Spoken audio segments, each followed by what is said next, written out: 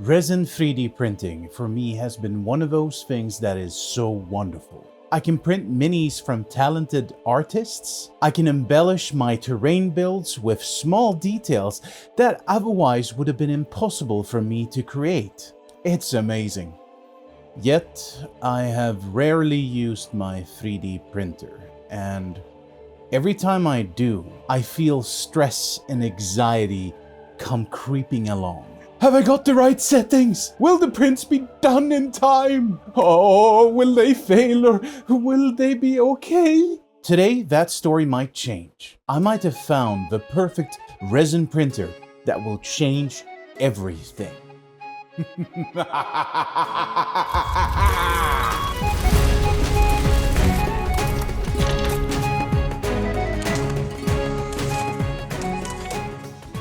Hey good folks, my name is Leif and I want to welcome you to my channel called Devs and Dice, where I paint miniatures or craft awesome terrain for the tabletop. I've been in the market for a new resin 3D printer, so I reached out to the good folks over at Uniformation, and they sent me a review copy of their new resin printer, Uniformation GK Two. I am hoping more than anything, this printer will provide me with a consistent experience. Only time will tell, so let's get into it. The good folks over at Uniformation sent me not only the resin printer, but actually their cure station and their wash station.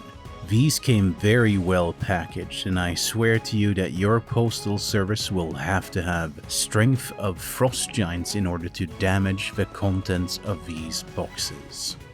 I was of course excited as I unboxed all of the different things. My past experience within resin 3D printing has been mostly with Elegoo, and I can already tell as I was unboxing these that this feels like a much more premium product. One example of this was the manual. It was fully localized and it was understandable with clear imagery that explained the process of setup, which I have to say was quite simple, and this little box interested me the most. It has active cold that will remove any smell or odor.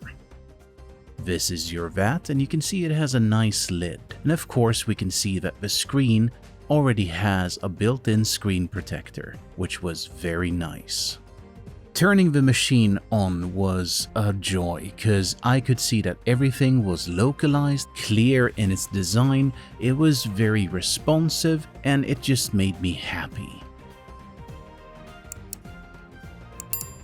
The build plate is another innovation. Look how easy it just snaps into place, which eliminates the human error factor brilliantly. The machine comes pre-leveled, but I tested it, and sure enough, it was perfect.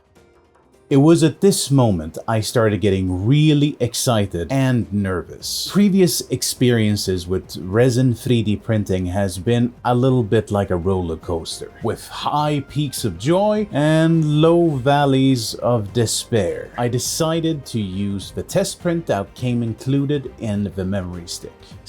Tech Fast was my choice of resin, and as you can see here, I'm actually using the machine in my hobby space. I'm doing this because I want to try out and smell for myself, I guess, if the active coal filter works and removes the smell.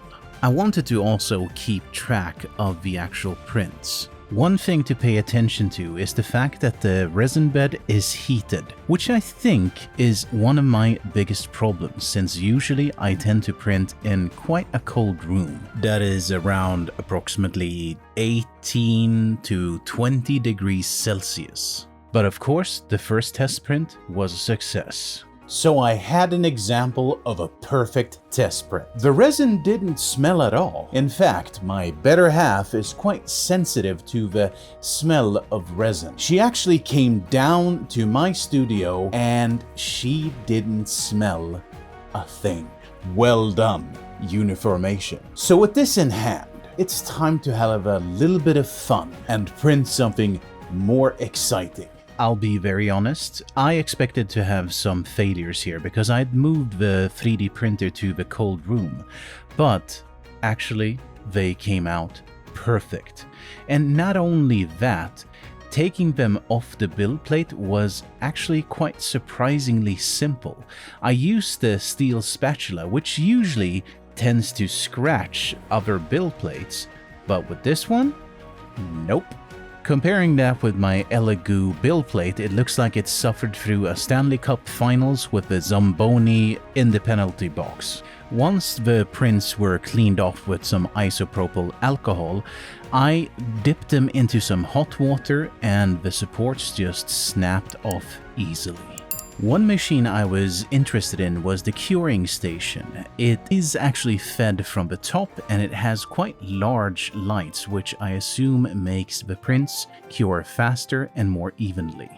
I want to take this opportunity to thank my patrons for their support, and as usual, a special shout out to my champion and legend level patrons. Akason27, Andreas Winberg, Angata, Arjen Angenent, Bo Ahlgren, Jason Chastain, Juan Marconesa, Lawrence Davis, Mad Nurse, Magnus Solberg, Leander, Marc-Antoine Laramie, Niklas Swedenlind, and Oliver Granlund. Thank you so much, folks.